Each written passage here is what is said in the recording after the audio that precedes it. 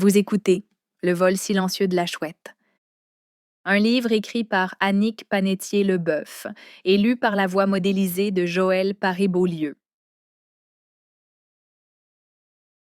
À maman. Chapitre 1.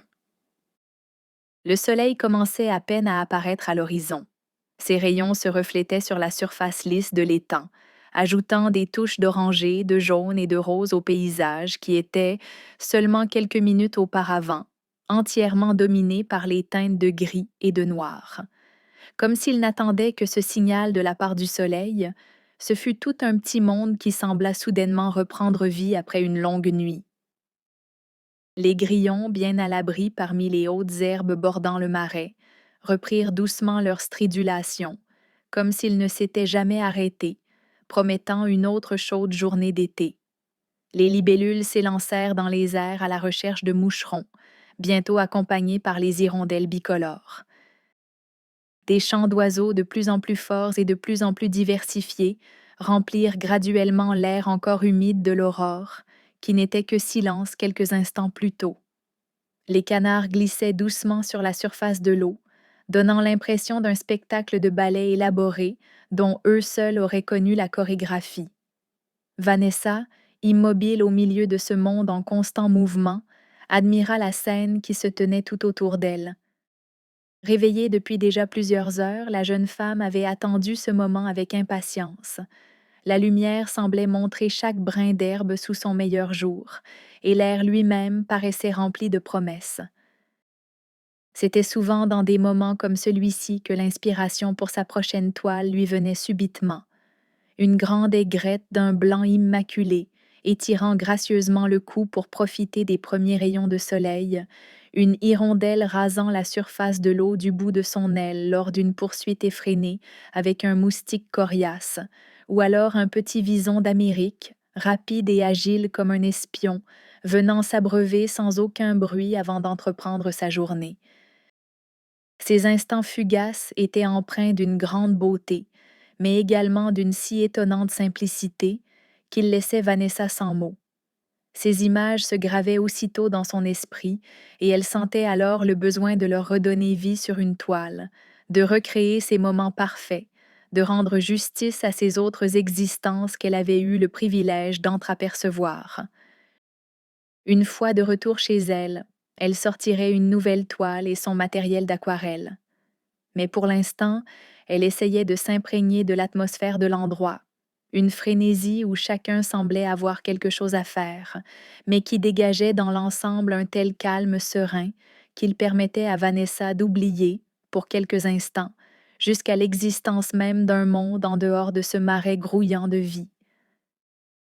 Elle s'efforça de mémoriser la teinte exacte du plumage bleu foncé de la gallinule d'Amérique, qui passait tranquillement devant elle sur ses longues pattes jaunes, puis l'angle des ailes d'un martin pêcheur lorsqu'il se laissa tomber du haut des airs et descendit en piqué pour emprisonner dans son bec un poisson qui ne se doutait encore de rien. C'étaient tous ces petits détails qui permettraient à la jeune femme de revivre en pensée ces moments magiques, une fois qu'elle serait de retour dans son petit appartement sombre. Quelques heures plus tard, une fois que la chaleur de la journée se fut bien installée, tous les habitants du marais cessèrent leurs activités, aussi subitement que tout avait commencé, comme si, d'un commun accord, ils avaient décidé qu'une petite pause à l'ombre s'imposait pendant les heures les plus caniculaires. Il ne servait alors plus à rien pour Vanessa de rester. Comme à chacune de ses visites, ce fut donc avec regret qu'elle quitta sa cachette sur le bord du marais. Après quelques minutes de marche à travers de hautes herbes, elle parvint à sa voiture, garée en bordure d'une petite route de campagne. Elle pénétra dans la chaleur suffocante de l'habitacle. 5 ans plus tôt, lorsqu'elle avait acheté cette voiture d'occasion, elle avait cru faire une bonne affaire en optant pour un modèle sans climatisation, ce qui lui avait permis d'économiser quelques centaines de dollars. En plein mois de juin, ce choix lui semblait parfois moins judicieux. Elle était seulement à 1 heure et demie de route de Montréal, mais ce trajet était suffisant pour qu'elle se sente comme un poulet rôti à la broche. Elle se promit que si elle parvenait à vendre assez d'œuvres prochainement, Elle mettrait l'argent de côté. Lorsque son bazou actuel rendrait son dernier souffle, elle pourrait alors s'offrir le luxe d'une voiture d'occasion avec climatisation. Oui, voilà, c'était décidé. À moins qu'elle ne se serve de cet argent pour s'acheter de nouveaux pinceaux. Oh, et cette nouvelle palette de peinture créée spécialement pour peindre la nature, avec diverses nuances de rouge, de vermillon, de marron, de brun et de vert, allant du vert jaunâtre du frêne de Pennsylvanie au vert foncé de l'aulne rugueux, en passant par le vert bleuâtre de l'épinette blanche. Cette palette avait été élaborée par une de ses artistes préférées, et elle en rêvait depuis des mois. Cela valait bien mieux qu'un peu d'air frais pendant les trajets en voiture, non? Ce fut donc en rêvant de vert émeraude, de turquoise, d'incarnat, de pourpre, de grenat, de bleu azur, de céruléen, de bronze et de cuivre que Vanessa fit le chemin du retour jusque chez elle. Le lendemain, bien qu'elle aurait souhaité retourner au marais ou en forêt pour observer les animaux, Vanessa dut se résoudre à se rendre au parc nature où elle travaillait. Les fins de semaine, durant tout l'été, elle y animait des ateliers pour les visiteurs. Elle avait pris cet emploi saisonnier afin de garantir une petite rentrée d'argent régulière, ce qui n'était pas négligeable alors qu'elle essayait de percer dans le domaine des arts. Elle emprunta le chemin sinueux du parc jusqu'au stationnement. Tandis qu'elle alignait sa voiture à côté de celle des autres employés déjà arrivés, elle aperçut Marc-André, un autre biologiste animateur du parc qui se précipitait vers elle. « Vanessa !» cria-t-il de l'autre extrémité du stationnement. « Les bus à queue rousse, les jeunes sont enfin là. »« Tu as vu les jeunes ?» s'écria-t-elle à son tour. « Waouh! Combien en as-tu vu? Est-ce que les 3 œufs ont éclos? » « Oui, j'ai réussi à voir 3 jeunes au nid ce matin. Ils ont dû éclore pendant la semaine, » lui confirma Marc-André. Cela faisait des semaines que Vanessa et Marc-André observaient le nid des buses depuis qu'ils avaient aperçu le couple d'oiseaux dans le parc pour la première fois en mai. Aujourd'hui, les petits étaient enfin sortis de leurs œufs après plusieurs semaines d'attente. « On se retrouve près du nid à l'heure du dîner pour les observer? » lui demanda Marc-André. « Absolument, » approuva Vanessa. Après tout, elle aurait peut-être l'occasion d'assister à un incroyable moment de nature aujourd'hui aussi. Elle se dirigea d'un pas léger vers le bureau d'accueil, où un groupe l'attendait pour l'atelier de 9 heures. Durant ses animations du matin, elle aborda de nombreux sujets. Elle parla de la grande dextérité des ratons laveurs, qui leur permettait d'ouvrir les poubelles et autres contenants pouvant cacher de la nourriture. Elle apprit à son auditoire que les moufettes, lorsqu'elles se sentaient menacées, tapaient de leurs pattes avant sur le sol pour dissuader l'intrus d'avancer davantage. Si ce dernier faisait fi de cet avertissement, c'était là que la moufette, en dernier recours, levait la queue et arrosait de son liquide nauséabond. Vanessa insista donc sur l'importance de reculer lentement, sans faire de bruit ou de mouvement brusque, si on venait à croiser une moufette. À un autre groupe, elle parla de la mue des serpents. Comme ces reptiles grandissaient sans cesse, il leur était nécessaire de remplacer périodiquement leurs écailles, puisque celles-ci devenaient éventuellement trop petites, telle la garde-robe d'un enfant devant être renouvelée fréquemment. Cela évitait également que les écailles ne deviennent trop usées avec le temps.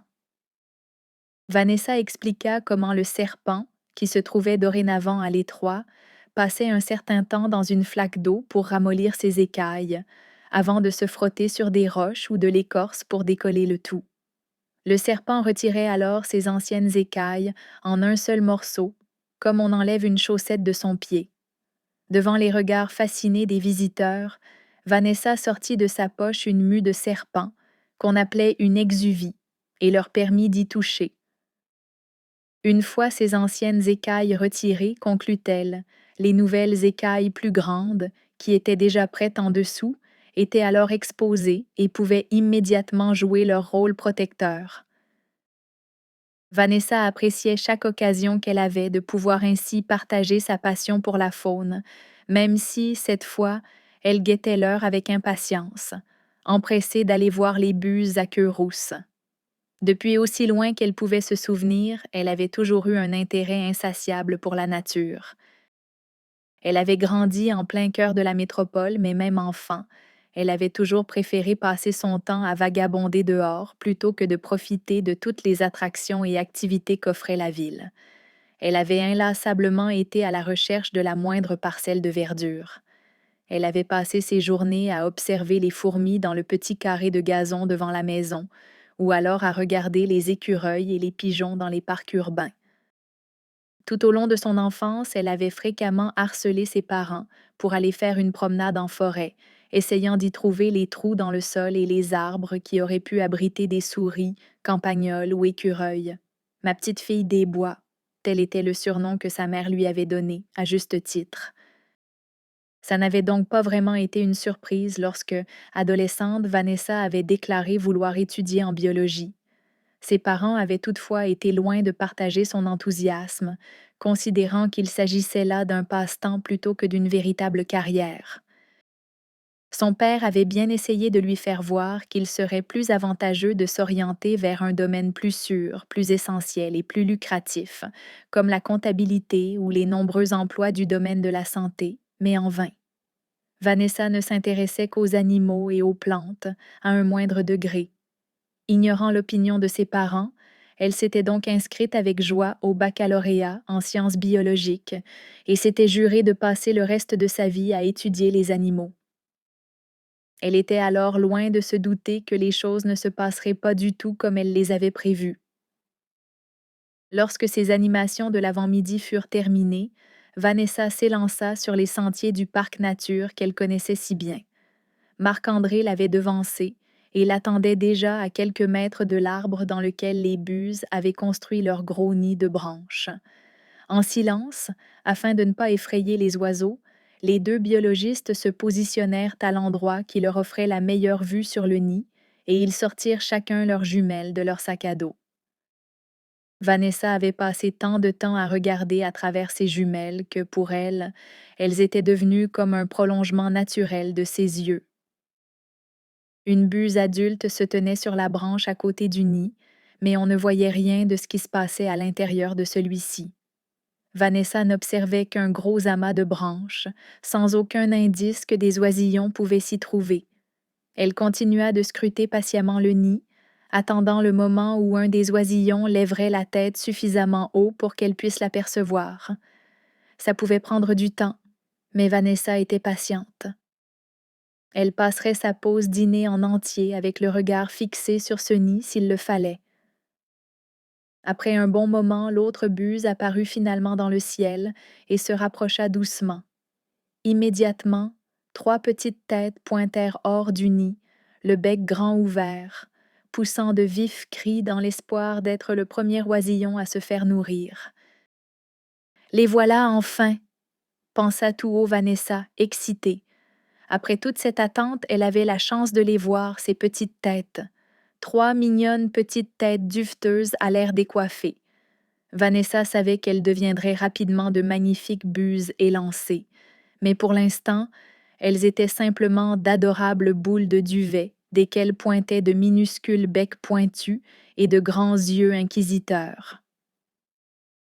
Bien qu'elle adorait tous les animaux, Vanessa avait un faible pour les oiseaux, en particulier les oiseaux de proie, et ce, depuis des années. Cet amour des rapaces remontait en fait à sa maîtrise. Une fois son baccalauréat terminé, elle avait senti qu'elle devait en apprendre encore davantage sur la faune.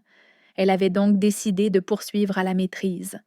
Mais comment aurait-elle pu choisir un projet alors que tous ceux qui lui avaient été présentés semblaient si intéressants? Aurait-elle dû aller étudier les marmottes en montagne, la baisse d'effectifs des populations d'abeilles, ou alors les belugas du fleuve Saint-Laurent? Ou pourquoi pas les tamias rayés, les cerfs de Virginie ou les mésanges en forêt? Incapable de choisir, Vanessa avait inscrit le nom de chacun des projets sur un bout de papier et en avait tiré un au hasard. Cette loterie animalière avait ainsi déterminé qu'elle passerait les 2 prochaines années à étudier la nidification des chouettes rayées.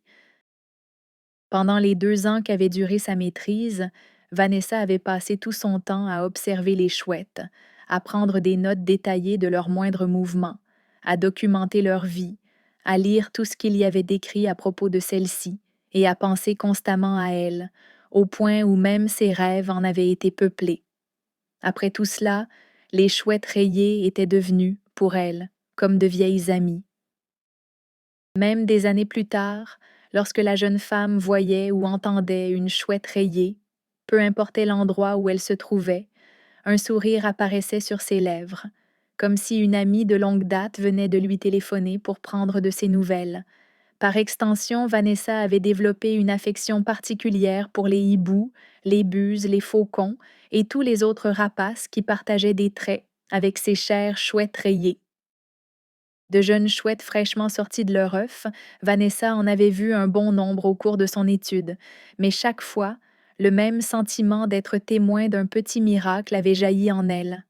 Là où il n'y avait eu avant que le vide, une nouvelle petite vie était apparue comme par magie. La jeune femme avait rapidement eu l'impression d'appartenir au clan des chouettes, puisqu'elle en partageait tant de moments et de secrets. À chaque éclosion dont elle avait été témoin, elle avait donc accueilli le nouveau membre de ce grand clan avec joie et émotion. Ce jour-là, en observant les jeunes buses avec Marc-André, c'étaient les souvenirs de chacune de ses naissances qui lui revenaient en mémoire et illuminaient sa journée. Ces 3 oisillons étaient autant de promesses de nouvelles vies pleines de possibilités. Voilà, rien que ces 3 petites têtes ébouriffées aperçues pour quelques secondes, et Vanessa avait désormais l'impression que sa journée en avait valu la peine, que la vie était belle. Vanessa, Vanessa, il faut y aller. La jeune femme fut sortie de ses rêveries par son ami qui la rappelait à la réalité. Il est presque 1 heure, reprit-il. On doit retourner au bâtiment d'accueil pour les activités de l'après-midi. Oui, excuse-moi Marc-André, tu as raison, se força à répondre Vanessa. Allons-y. Merci de m'avoir prévenu pour les jeunes buses. Je suis tellement contente de les avoir vues. Ils reprirent alors le sentier qui les ramènerait à l'entrée du parc, discutant avec admiration et émerveillement des buses qu'ils venaient tout juste de quitter. À la fin de sa journée de travail au parc nature, Vanessa s'arrêta au supermarché s'acheter de quoi manger. Sa paie du parc avait été déposée dans son compte 2 jours plus tôt. Elle pouvait donc remplir ses armoires, qui commençaient à être vides. Il ne lui fallait pas grand-chose pour être heureuse. Du pain, du beurre d'arachide, du riz, des légumineuses en conserve, des nouilles instantanées, du maïs en boîte, un peu de lait et de yogourt. Et hop, allez, un brocoli en promotion pour se donner bonne conscience. De retour dans son petit appartement, après avoir rangé ses achats, Vanessa vérifia ses courriels dans l'espoir d'en avoir reçu un de Rosa, la femme qui tenait la boutique d'art où elle avait laissé quelques œuvres à vendre. Un peu dépitée, elle vit rapidement qu'aucun nouveau message n'était arrivé dans sa boîte de réception. Pas de bonnes nouvelles aujourd'hui, se dit-elle déçue. Elle se rappela alors que la journée avait tout de même été bonne, puisqu'elle avait pu voir les jeunes buses. Alors après tout, ce n'était pas bien grave si elle n'avait pas reçu de nouvelles de Rosa. Peut-être bien qu'elle en aurait le lendemain, ou le surlendemain. De toute façon, elle s'était bien doutée, quand elle avait décidé de laisser son emploi à temps plein pour se consacrer davantage à la peinture, que ce ne serait pas facile au début. Elle savait bien qu'il fallait du temps avant de se faire remarquer et encore davantage avant de se faire connaître. Elle ne regrettait pas sa décision. Ce n'était pas vraiment qu'elle ait été malheureuse avant. Elle avait réussi à obtenir un emploi dans le domaine de l'écologie, ce qu'elle considérait déjà comme un exploit. Tu vois bien, papa, qu'il y en a des emplois en biologie. Ce n'était cependant pas l'emploi dont elle avait rêvé depuis tout ce temps. Son plan initial avait été de quitter définitivement l'air suffocant de la ville, une fois sa maîtrise terminée, puis de se consacrer à l'étude et la conservation des espèces animales. Or, lorsque le moment arriva enfin, elle avait trouvé peu d'opportunités, pour ne pas dire aucune, de se faire payer à passer ses journées dans la forêt, à observer les animaux comme elle l'aurait souhaité.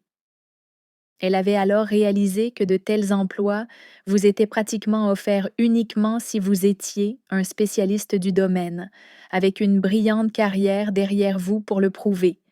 Mais encore fallait-il réussir à la démarrer, cette brillante carrière. Vanessa s'était toutefois fait offrir un emploi dans une petite firme dans le nord de la ville, qui consistait à faire des inventaires floristiques et à délimiter des cours d'eau. Elle avait ainsi repoussé son départ de Montréal, sautant sur l'occasion de pouvoir continuer à passer ses journées en forêt, tout en étant payée pour le faire. Enchantée, elle s'était dit que même si son travail ne consistait pas directement à observer les animaux, ça ne signifiait pas pour autant qu'elle n'aurait pas l'occasion d'en voir. Elle s'était donc lancée dans l'étude des espèces végétales, qu'elle avait jusqu'alors négligées sans aucun remords au profit des espèces animales. Heureusement, elle avait toujours été dotée d'une mémoire phénoménale, ce qui s'avéra être d'un grand secours pour mémoriser rapidement les caractéristiques distinctives de centaines d'espèces de plantes qui lui permettraient de les identifier. Ainsi, quelques années remplies de végétaux et d'observations fortuites d'oiseaux et de mammifères forestiers s'étaient écoulées. Une petite vie de biologiste typique et rangée, tout ce qu'il y avait de plus classique. Et honnêtement, Vanessa avait bien eu l'intention de continuer ainsi, jusqu'à ce qu'arrive cette fameuse fête de Noël, moment à partir duquel tout avait changé. Sans qu'elle s'en doute alors, cette fête avait été l'élément déclencheur où les événements s'étaient ensuite enchaînés et avaient complètement chamboulé sa vie. Chapitre 2. Vanessa s'en souvenait comme si cela s'était passé la semaine précédente, bien que déjà 1 an et demi s'était écoulé. Tout avait commencé au début du mois de décembre. Vanessa était alors en train de manger son dîner avec ses collègues, dans la minuscule cafétéria aux murs bariolés de lignes et de zigzags. Ces coloris extravagants avaient été une idée de sa collègue Marilyn, pour donner une impression de grandeur à la pièce plutôt exiguë, ce qui était manifestement un échec. Par ailleurs, bien qu'il s'agissait d'une petite entreprise avec peu d'employés, le volume sonore dans la salle à manger semblait toujours assourdissant pour Vanessa. Combiné aux motifs étranges des murs, cette cacophonie humaine créait un cocktail plutôt perturbant pour la jeune femme, bien que personne d'autre ne semblait en être dérangé. Mathieu racontait avec enthousiasme ses exploits de pêche sur la glace de la fin de semaine. Sarah expliquait comment réussir une sauce à côte levée parfaite, alors que 51 mai argumentait avec Cédric à savoir quel film serait couronné le meilleur film de l'année. Vanessa tentait tant bien que mal de suivre les conversations. Il faut brasser sans arrêt, sans arrêt, c'est très important. Il était gros comme ça, je vous dis, absolument énorme, un vrai monstre. Et c'est à ce moment qu'on rajoute une pincée de piment de Cayenne, mais juste une pincée. Mais il est beaucoup trop violent, avec tous ces gens qui se font tuer sans raison. Ça n'a aucun intérêt. Et toi, Vanessa, qu'est-ce que tu en penses? Entendant soudainement son nom, Vanessa concentra son attention sur la personne qui lui avait apparemment adressé la parole. Fabien. Elle avait été si perdue au milieu de ce brouhaha qu'elle ne savait même pas à propos de quoi celui-ci voulait son avis. Euh, commença Vanessa, essayant de mettre de l'ordre dans tout ce que son esprit avait essayé de capter de ces conversations simultanées. Attention, attention, tout le monde, interrompit brusquement Marilyn. Vanessa se réjouit de cette distraction inopinée. Pour que la fête de Noël soit un peu plus réussie cette année, continua-t-elle, j'ai décidé d'organiser toute une série de jeux. Tous les employés assis autour de la table retinrent alors leur souffle sans même s'en rendre compte, inquiets de savoir ce que leur collègue un peu excentrique avait en tête. Il n'en était évidemment pas autrement pour Vanessa, qui avait toujours été plutôt réservée et détestait être le centre de l'attention. Il y aura évidemment tous les bons classiques, avait poursuivi Marilyn. Concours de mime, karaoké et jeux questionnaires de Noël seront donc à l'ordre du jour, ainsi que ma toute nouvelle activité absolument géniale. Je l'ai nommée « Si ton collègue était un animal, lequel serait-il » Je pense que le nom dit tout. Et ainsi, sans que Vanessa ne se doute de rien, un tout nouvel avenir pour elle venait de se mettre en branle. Mais sur le coup, elle ne ressentit qu'une bouffée de chaleur horrible à l'idée de devoir chanter ou mimer devant tous ses collègues réunis. Au cours des journées qui suivirent, Marilyn leur fournit les détails de son plan machiavélique pour la fête de Noël, qui s'avéra encore pire que Vanessa ne l'avait imaginé. Pour le jeu qui serait le clou du spectacle, elle alla voir chaque employé et lui fit tirer au hasard le prénom d'un collègue. Comme son nom le suggérait assez clairement, le jeu consistait alors à imaginer cette personne sous la forme d'un animal qui la représentait bien. Marilyn vantait sans cesse les mérites de son idée. Ce jeu est vraiment idéal pour des biologistes. C'est également une excellente façon de montrer à votre collègue les traits uniques que vous voyez en lui, aimait-elle répéter à chaque occasion qui se présentait. Fière de son effet, elle ajoutait immanquablement, à moins que votre collègue ne vous fasse penser à un homard, avant de s'éloigner en pouffant de rire. Malheureusement, Marilyn était la seule qui semblait enthousiasmée par ce jeu pour le moins original. Et comme si devoir trouver cette étrange comparaison n'avait pas été suffisant, elle avait également spécifié que chaque personne devait arriver à la petite fête de Noël avec un dessin représentant ledit collègue sous sa forme animale. Et puis quoi encore? Où cette fille peut-elle bien aller chercher toutes ces idées? S'offusqua intérieurement Vanessa, bien qu'elle n'osât pas partager à voix haute la piètre opinion qu'elle avait des initiatives de Marilyn. Comme Marilyn avait plus d'ancienneté dans l'entreprise que n'importe qui d'autre, personne ne se risqua à s'opposer à ses projets pour la fête de Noël. Ainsi, Vanessa se retrouva avec 2 semaines pour parvenir à représenter son collègue Ahmad sous la forme d'un animal. Vanessa avait toujours aimé s'amuser à associer les gestes des gens autour d'elle à des comportements animaux. Ces comparaisons lui venaient spontanément dans certaines situations. Un jour de pluie, en marchant dans la rue, elle avait vu un homme qui attendait à un arrêt d'autobus. Tentant d'éviter le plus possible de se faire mouiller, il avait enfoncé sa tête dans le haut col de son manteau jusqu'à ce que seuls ses cheveux aient été visibles et avait rentré ses mains dans les manches. Vanessa avait immédiatement pensé qu'une tortue qui se serait sentie menacée se serait réfugiée exactement de la même façon dans sa carapace. Une autre fois, lors d'une soirée dans un bar avec son ami, des hommes qui s'étaient soudainement lancés dans une compétition de bras de fer lui avaient fait penser à des cerfs de Virginie entrechoquant leur bois pour gagner la faveur des femelles. De même, un matin, en se rendant au travail, Vanessa avait croisé une jeune mère accompagnée de ses 5 enfants, qui la suivaient à la queue leu-leu, et elle n'avait pu s'empêcher de penser à une petite famille de canards en route vers la rivière. Vanessa adorait voir les similitudes entre les différentes espèces, l'être humain y compris. Ces comparaisons ne comportaient jamais rien de méchant, mais c'étaient des réflexions qu'elle ne gardait que pour elle. Cette fois-ci, c'était différent.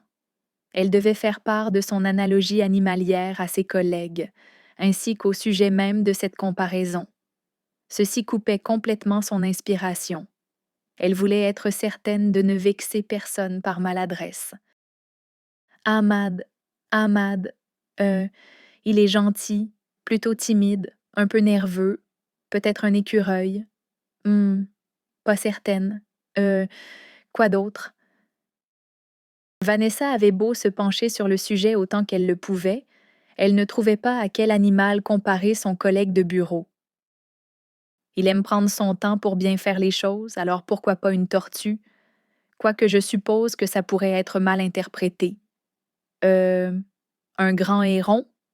Il a quand même de très grandes jambes, Ahmad. Non, non, c'est vraiment stupide, ça. Ah, je n'en sais rien. Euh, un raton laveur, peut-être? Ou une grenouille? Ses réflexions se terminaient toujours de la même façon. Quel jeu débile, franchement! Mais les 2 semaines continuaient à s'écouler, et Vanessa était bien déterminée à ne pas attirer l'attention sur elle, en arrivant à la fête de fin d'année sans son dessin d'animal. Finalement, elle opta pour un coq. Le plus ponctuel des animaux, se dit-elle. Tous les habitants de la ferme s'en remettent à lui pour les réveiller, car ils savent que le coq est fiable et jamais ne les laissera tomber. Ça sonnait plutôt bien et elle trouvait que ça représentait adéquatement Ahmad. Elle espérait juste que celui-ci apprécierait son idée. Il ne lui restait plus qu'à dessiner ce fameux coq, ce qui était plus facile à dire qu'à faire. Vanessa ne s'était jamais considérée comme étant une personne très artistique. La dernière fois qu'elle avait touché à des crayons de couleur devait remonter à ses cours d'art plastique à l'école secondaire. Elle fouilla un peu partout dans son appartement, mais ne trouva aucun crayon à colorier. Elle décida donc d'aller faire un tour au magasin pour en acheter quelques-uns. En se promenant dans les allées, entre des boîtes à bijoux à décorer de pierres précieuses en plastique et des paquets de pompons multicolores, elle dénicha un petit assortiment de rondelles pour peinture à l'eau en promotion. Ne tâche pas les vêtements, non toxiques si avalés, vantait l'emballage. Et puis zut, ça devrait faire l'affaire, pensa Vanessa, attirée par l'étiquette orange annonçant une baisse de prix plus que par quoi que ce soit d'autre. Pourquoi dépenser davantage sur des crayons de couleur qu'elle n'utiliserait plus jamais par la suite? L'ensemble de peinture venait même avec 3 pinceaux de tailles différentes, un ensemble parfait pour un enfant qui décidait de s'improviser peintre, ou pour une adulte, pourquoi pas. Vanessa s'installa sur sa table de cuisine. Elle chercha brièvement sur Internet et choisit une jolie photo d'un coq qui posait fièrement, la tête bien haute. Elle sortit une feuille de papier vierge de son imprimante et y reproduisit la forme du coq du mieux qu'elle le pouvait. À ce moment-là, elle se rappela pourquoi elle n'avait jamais eu de très bonnes notes en art plastique. En regardant la forme qu'elle avait tracée, elle n'aurait même pas su dire qu'il s'agissait d'un oiseau, encore moins d'un coq. Les prochaines tentatives s'avérèrent tout aussi lamentables. Bah, se dit-elle, Marilyn n'a spécifié aucune règle à ce que je sache. Elle a juste dit que je devais faire le dessin moi-même, mais elle n'a pas mentionné que je ne pouvais pas avoir un peu d'aide. N'ayant pas l'intention de passer des heures sur ce dessin ridicule, Vanessa imprima donc la photo du coq. Mettant sa feuille blanche par-dessus, elle calqua le contour du volatile. Au moins, il était dorénavant évident qu'il s'agissait d'un coq. Ne restait plus qu'à espérer qu'elle ne gâcherait pas tout en essayant d'y ajouter de la couleur. Elle sortit alors son nouveau matériel de peinture de l'emballage et remplit d'eau un ancien pot de yogourt vide. Elle se concentra ensuite sur les couleurs qu'avait le coq sur la photo. Il était majoritairement orange, rouge et vert. Heureusement, son assortiment limité de peinture offrait ces 3 couleurs. Elle trempa son pinceau dans l'eau, puis en frotta les poils sur la petite pastille verte afin de les imbiber de pigments. Elle laissa alors doucement glisser le pinceau le long de la queue du coq, puis recommença. À chaque traînée qu'elle faisait ainsi, une nouvelle plume s'ajoutait à la queue du coq. À chaque caresse des poils du pinceau, la queue devenait plus fournie, plus belle et plus majestueuse. Avec chacune des touches qu'elle ajoutait, l'oiseau retrouvait lentement tout son charme et son élégance. La couleur insufflait la vie à ce coq de papier. On aurait dit qu'il attendait là, patiemment, que Vanessa lui redonne la beauté et la grâce qui lui étaient dues. C'était comme si celui-ci guidait la main de la jeune femme, désireux de retrouver tout son éclat. Lorsqu'elle leva finalement les yeux vers l'horloge, près de 3 heures s'étaient écoulées. Comme ça, sans qu'elle s'en rende compte. Elle ne se rappelait pas la dernière fois où elle avait été aussi absorbée par une tâche, si concentrée que le monde autour avait disparu et que les secondes, les minutes et les heures avaient momentanément perdu leur emprise sur elle. Cette impression de se trouver hors du temps et de l'espace était incomparable. Pendant ces 3 heures, son appartement, la rue bruyante devant sa fenêtre, la liste de corvées épinglées sur le réfrigérateur qui ne cessait de s'allonger au fil des jours, tous ces problèmes, tout ça s'était évaporé. Rien d'autre n'avait alors existé qu'elle et son coq qui prenait graduellement forme sous ses yeux. Et maintenant, il se tenait là, ce coq débordant de couleurs, étalant fièrement sa sublime queue chatoyante, prêt à éblouir tous ceux qui poseraient le regard sur lui. Lorsque la fête de Noël arriva enfin, tous furent impressionnés par le magnifique coq peint par Vanessa.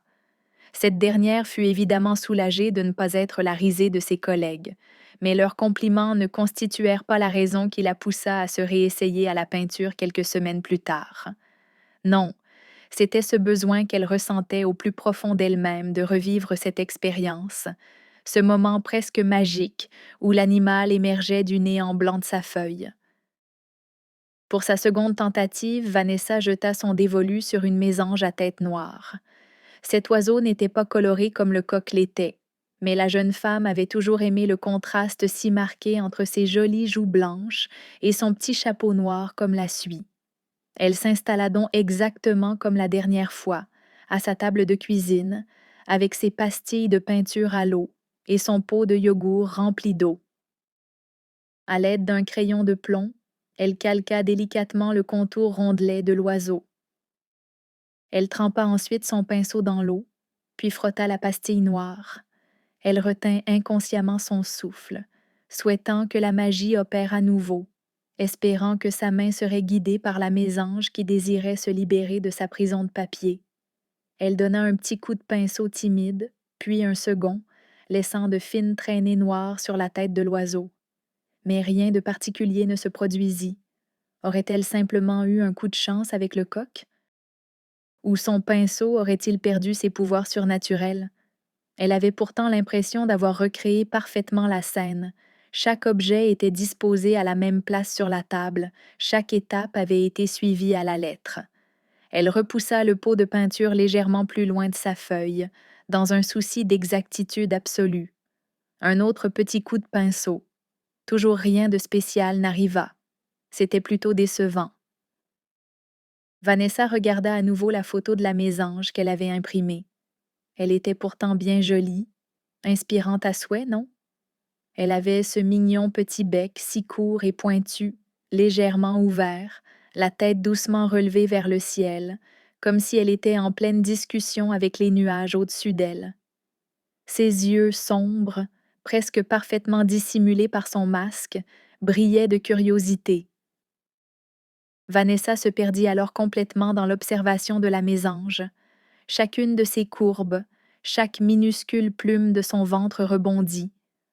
Avant même de s'en apercevoir, sa main était en train de courir le long de la feuille, recréant lentement ces mêmes détails qui donnaient son aspect unique à cet oiseau.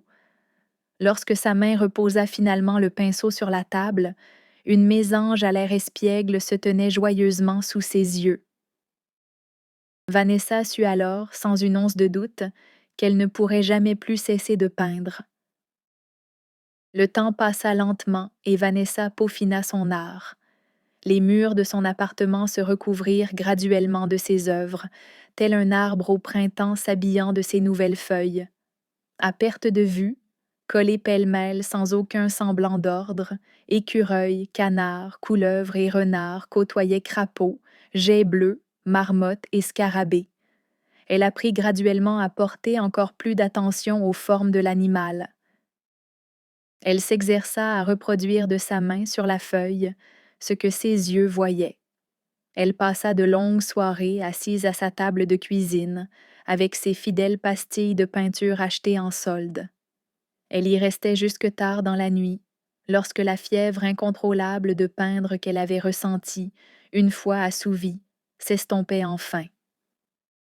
Libérée, elle allait alors se coucher pour une nuit trop courte, avant de devoir se lever à l'aurore pour aller réaliser des inventaires floristiques dans le cadre de son travail. Nous espérons que vous avez apprécié cet aperçu. Pour continuer à écouter ce livre audio sur Google Play Livres, utilisez le lien dans la description de la vidéo.